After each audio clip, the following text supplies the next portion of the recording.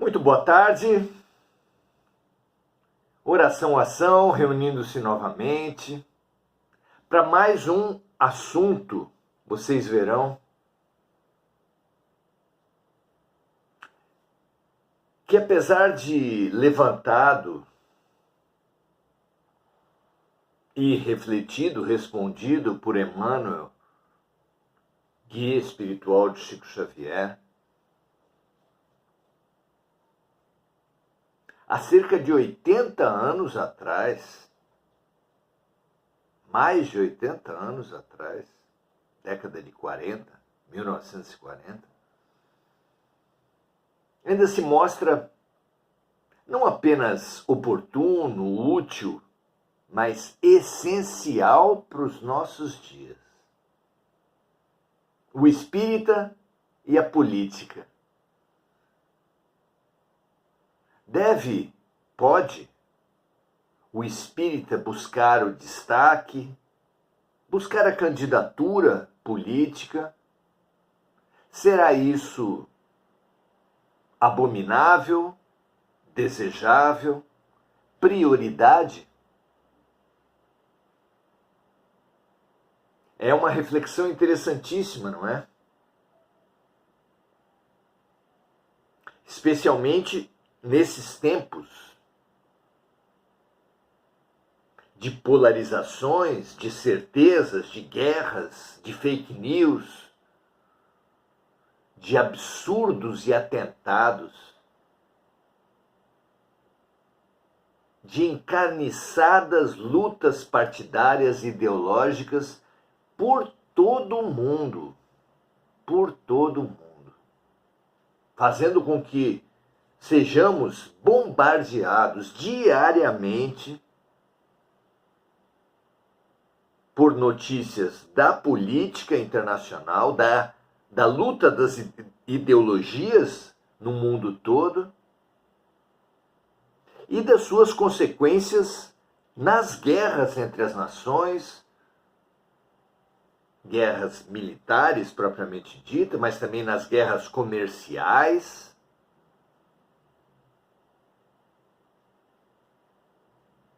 Praticamente ninguém pode se julgar isento dessa questão. Claro que uns estão mais intoxicados, estão mais feridos e fazendo os outros se ferirem nessa guerra. Alguns de nós deixamos a ética completamente de lado, dizendo que os fins justificam os meios, supondo que a sua ideologia seja tão verdadeira que para alcançar os resultados em favor dela, se possa mentir, acusar, odiar, matar. Olha a que ponto nós chegamos. Então, veja como é urgente a questão da relação do espírita com a política em geral. Hoje, iremos estudar a questão da relação do espírita com o processo eleitoral, com o processo de destaque, de ocupação de cargos nos poderes públicos. Vejamos se isso contribui para as nossas reflexões e vejamos se, com a graça de Deus, nós logramos discutir um tema como esse, sem nós mesmos, é claro, resvalarmos nas lutas ideológicas, no apequenamento do espiritismo e do próprio cristianismo, aos ódios, às polarizações, às guerras.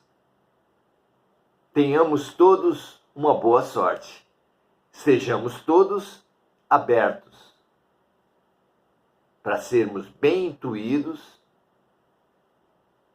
e, como diria Chico Xavier, cometermos menos erros, menos absurdos, do que estamos acostumados a cometer. Esse foi o pedido que ele fez quando esteve no Pinga Fogo, que, aliás, quero aqui indicar, sugerir para vocês que coloquem no YouTube, por exemplo, Pinga Fogo com Chico Xavier. Foram 2 programas, 2 participações num programa que era o mais popular, lá nos idos de 1971, aos quais Chico Xavier participou com enorme sucesso, a ponto de ser calculado que até hoje foram os programas em televisão aberta de maior sucesso da história. Vejam vocês. Claro que percentualmente, claro que em 1971 a quantidade de aparelhos televisivos era irrisória frente à quantidade atual. Mas percentualmente isso mostra o impacto para aquele momento, para aquela sociedade, para aquela geração, foi e ainda é até hoje o maior. Olha só que terremoto Chico causou no Brasil naquele tempo. Vejam, vocês serão surpreendidos por esse fabuloso médium mineiro. Então a pergunta desse livro, O Consolador,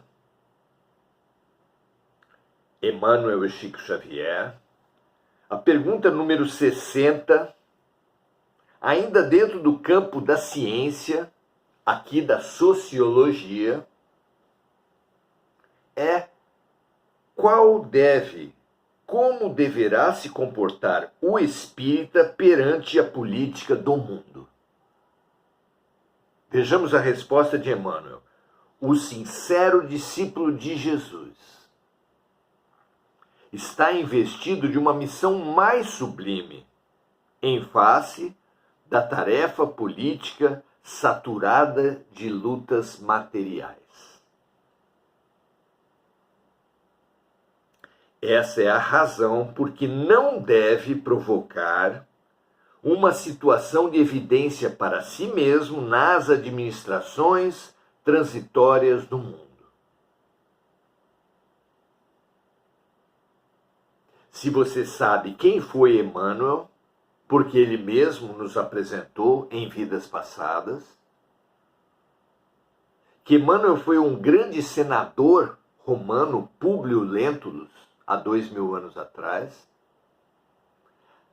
título do livro também muito indicado de nossa parte para todos os amigos, há 2000 anos, Autoria Espiritual de Emmanuel, Psicografia de Chico Xavier, onde ele mostra a enormidade dos equívocos que ele cometeu naqueles tempos, corajosamente. Lá, como senador de Roma, ao tempo da passagem de Jesus,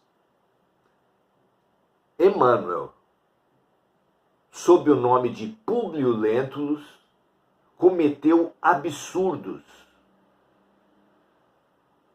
dentro do seu campo de militância, que era exatamente a política. Então ele sabe bem do que está falando aqui.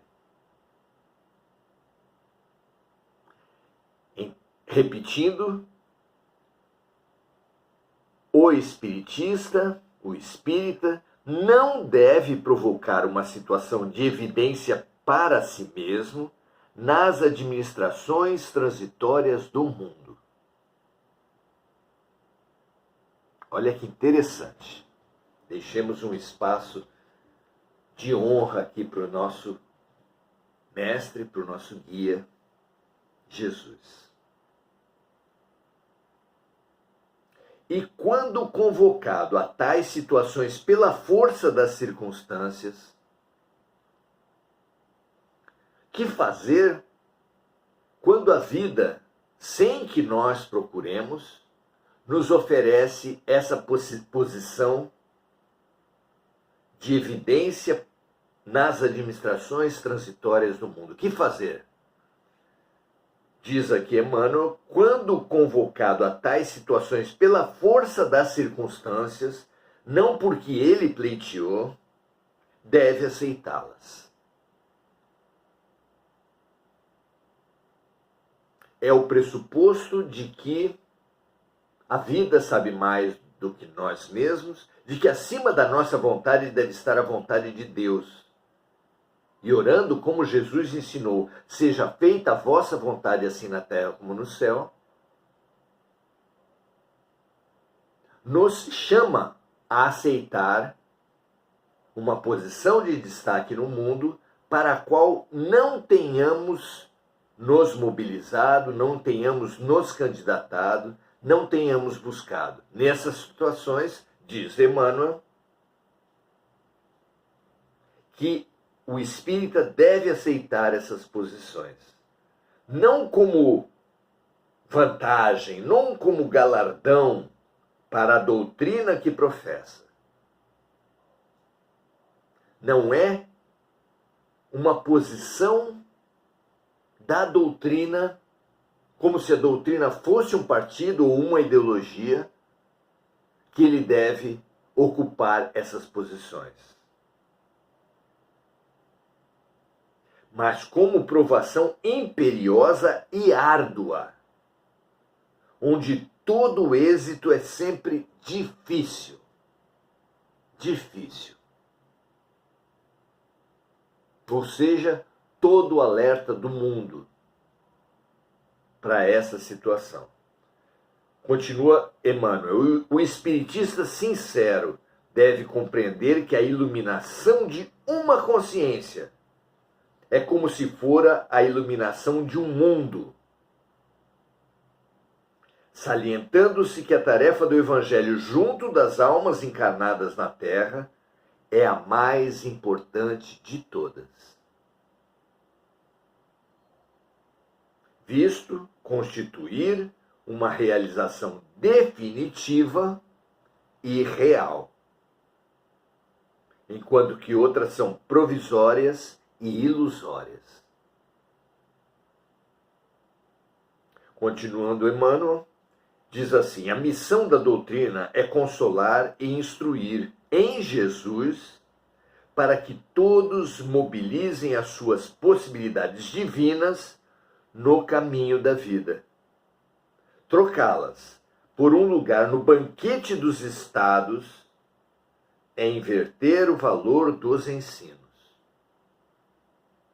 Porque todas as organizações humanas são passageiras, em face da necessidade de renovação de todas as fórmulas do homem na lei do progresso universal, depreendendo-se daí que a verdadeira construção da felicidade geral só será efetiva com bases legítimas no espírito das criaturas.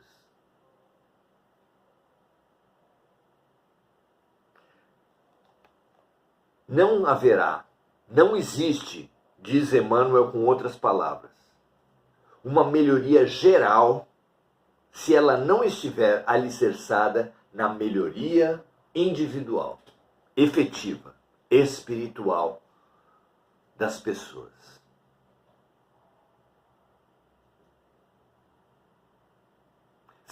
Agora mesmo, nesse momento que nós vivemos, em que o mundo, a Terra está passando, a humanidade da Terra está passando de mundo de regeneração e provas para mundo de expiação e provas para mundo de regeneração, nesse momento, tenhamos essa certeza que para um de nós conquistar essa magnífica posição de estarmos de integrarmos a terra, mundo de regeneração, precisamos fazer essa regeneração em nós mesmos. Portanto, nenhuma tarefa será mais importante do que essa. Como disse Emmanuel, a iluminação de uma consciência é como se for a iluminação de um mundo.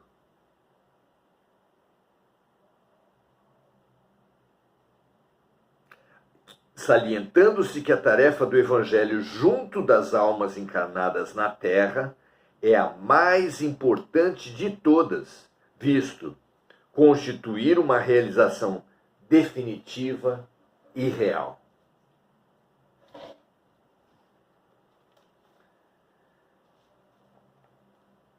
Como se vê, a resposta de Emmanuel a essa questão focou-se na ocupação dos cargos, eletivos ou não, no quanto é próprio a um espírita ocupar esses cargos. Disse ele que o espírita não deve buscar, não deve candidatar-se a nenhum desses cargos. Mas, se as circunstâncias trouxerem até ele posições que ele não tinha pleiteado, que ele não tinha se movimentado, nessa situação ele deve aceitar. Não como um elogio, uma oportunidade de autoexaltação, mas sim como desafio que é muito difícil vencer. Desafio especialmente difícil para ser vencido.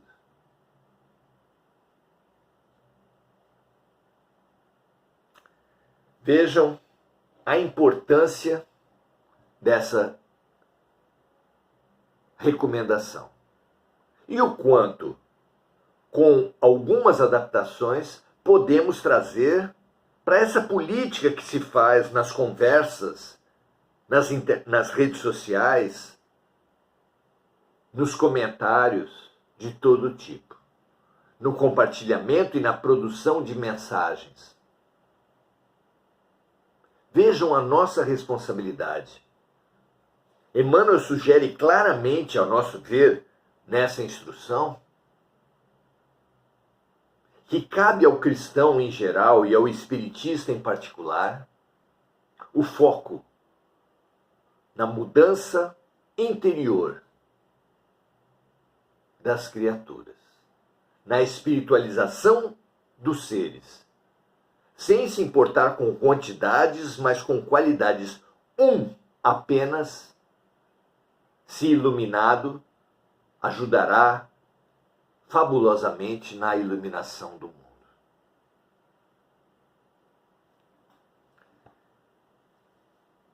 Muito interessante, não é? Para você, para mim, para todos nós, que nos deixamos empolgar pelos partidarismos, pelas ideologias, pela demonização dos adversários, que tanto mal faz, que tanto legitima os mesmos projetos violentos que são engendrados diante de todas as partes. Posição de ódio extremista, polarizada, que inclusive favorece demais com a multiplicação das sombras, o atraso da terra e dos seres. Nós precisamos demais, urgentemente, revermos, desfocarmos essa luta que é de César e focarmos na luta que é de Deus.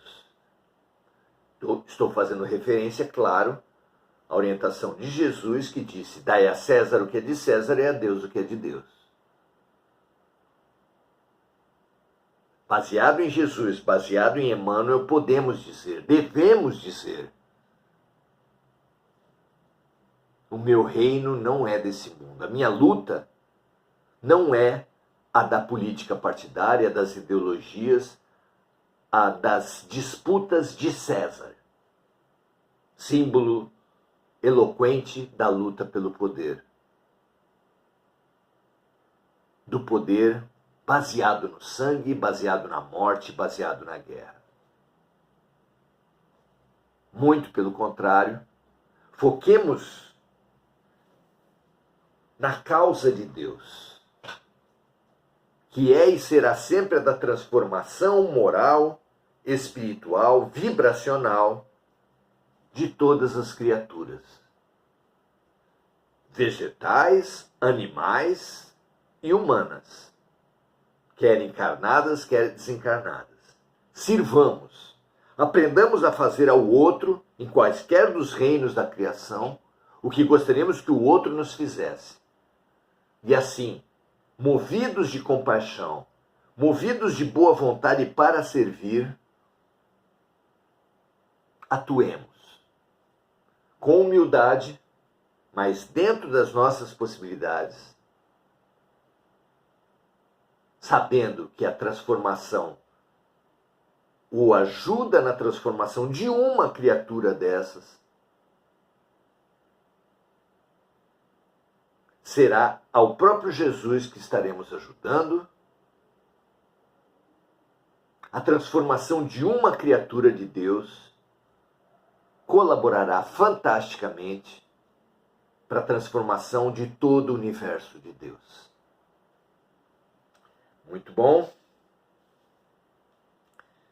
Deixemo-nos embeber dessa certeza e reprogramemos o nosso modo de viver, que tanta desarmonia tem trazido para nós mesmos, para as nossas famílias, casamentos, colegas e relações, que tanto desequilíbrio tem gerado no mundo.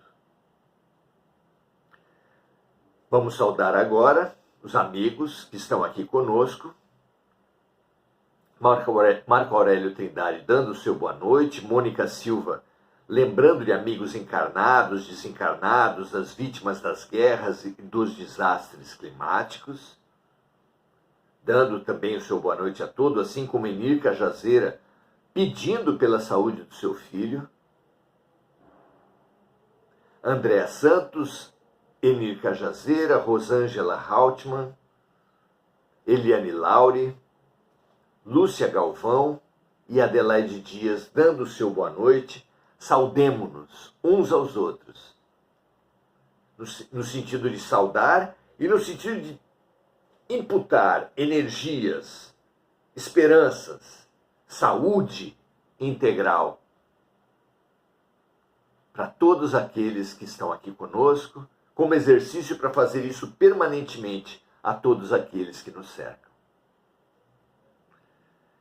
Graças a Deus, muito bom estarmos aqui.